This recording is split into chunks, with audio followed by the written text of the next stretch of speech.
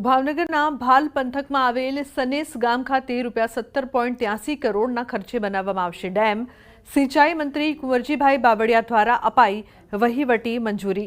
ટૂંક જ સમયમાં સનેસ ગામ ખાતે આ ડેમની કામગીરી શરૂ થશે। આ ડેમમાં અંદાજિત 34.27 MCFT પાણીનો સંગ્રહ થશે, જેનાથી સનેસ તેમજ ભાલ પંથકના આજુબાજુના 8 ગામના ખેડૂતોની અંદાજે 200 હેક્ટર જમીનને ફાયદો થશે। ભાવનગર મહાનગરપાલિકા તેમજ ઉદ્યોગોને પણ પીવાના પાણીનો લાભ મળશે। આવેલું સ્વયંભૂ જૂના ભવનાથ મંદિરનું શિવલિંગ જળમગ્ન થયું। જૂના ભવનાથ મંદિર પાસે ડેમ ઓવરફ્લો થતા પાણી ભરાયું છે।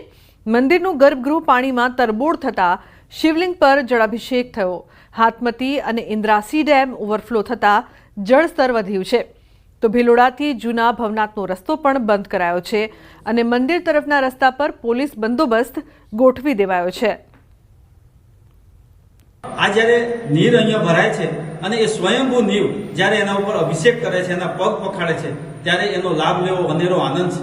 વર્ષોથી આ સમગ્ર ગુજરાત, રાજસ્થાન અને સમગ્ર સનાતન પ્રેમી જનતા એનો અવશ્ય લાભ લે છે। પ્રશાસન દ્વારા પણ ખૂબ સુંદર વ્યવસ્થા થાય છે। હાલ પૂરેપૂરો ડેમ પાણીના લીધે ઓવરફ્લો થયો છે અને મંદિરની અંદર સ્વયંભૂ ગંગાજી પ્રગટ થયા છે અને એમના પગ પખાડે છે, એમના ઉપર અભિષેક થાય છે। આ લાભ પણ લેવો અનેરો છે। આપ ધર્મપ્રેમી સનાતન ધર્મના લોકોને વિનંતી છે કે આપ એનો અનેરો લાભ લો અને અવશ્ય એમના ચરણે શીશ નપાવી આપની મનોકામના પૂર્ણ કરો। તરફ પંચમહાલ જિલ્લાના મોરવા હડફ પંથકમાં જામ્યો વરસાદી માહોલ।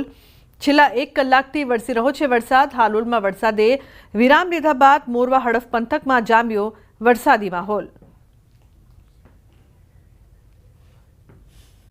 74 તાલુકામાં વરસાદ, સૌથી વધુ હાલોલમાં 10 ઇંચ જેટલો વરસાદ, ઉમરેઠમાં 4.5 ઇંચ વરસાદ, બોરસદમાં 3 ઇંચ વરસાદ, જાંબુઘોડા અને ઘોગંબામાં 2 ઇંચ વરસાદ, સાવલી, કામરેજ, ધાનપુરમાં 1.5 ઇંચ વરસાદ, તો લીમખેડા, ઓલપાડ, ઉમરગામમાં પણ 1.5 ઇંચ વરસાદ વરસ્યો છે।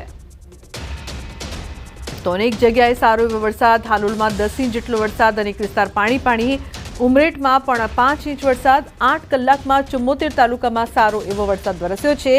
અનેક ગામોમાં પાણી ભરાયાના પણ દ્રશ્યો સામે આવી રહ્યા છે। હાલોલમાં 10 ઇંચ વરસાદથી સમગ્ર વિસ્તાર પાણી, લોકોના ઘરોમાં પાણી ઘૂસી ગયા છે, જનજીવન ઠપ થઈ ગયું છે। જાંબુઘોડા અને ઘોગંબામાં 2 ઇંચ વરસાદ વરસ્યો છે। દાહોદના દેવગઢ બારિયા તાલુકાના નાડાતોડમાં ભારે વરસાદ બાદ પાણી જ પાણી। નાડાતોડ ગામના તમામ રસ્તાઓ પાણીમાં ગરકાવ। રસ્તાઓ પર પાણી ફરી વળતા આસપાસના ગામોની અવરજવર ઠપ થઈ છે। સ્થાનિક લોકોને ભારે હાલાકી ભોગવવી પડી રહી છે। દેવગઢ બારિયા તાલુકા પંચાયત પ્રમુખ નાડાતોડ ગામનો હોવા છતાં કોઈ પણ જાતના પાણીના નિકાલ માટે કામગીરી ન કરી હોવાનો સ્થાનિકોનો આક્ષેપ છે। તો ભારે વરસાદથી લોકોને અવરજવરમાં પણ હાલાકી ભોગવવી પડી રહી છે। સાગતાળા, માંડવ તેમજ બીજી બાજુ ઝાબ, રેઢાણા, બૈણાકુવા આ દરેક ગામડાઓને જોડતો એક મુખ્ય રસ્તો છે જે અમારા ગામમાંથી પસાર થાય છે।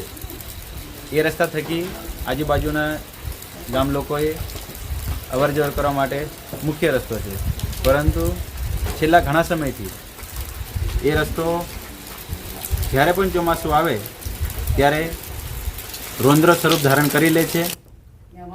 તો દાહોદ જિલ્લામાં વરસાદ વરસ્યો। લીમડી, સંજેલી અને ઝાલોદ વિસ્તારમાં વરસાદ પડ્યો। વરસાદના કારણે લોકોને ભારે બફારા બાદ રાહત મળી છે। ભારે વરસાદના કારણે ખેડૂતોને પાક પલળી જતા નુકસાનની ભીતિ।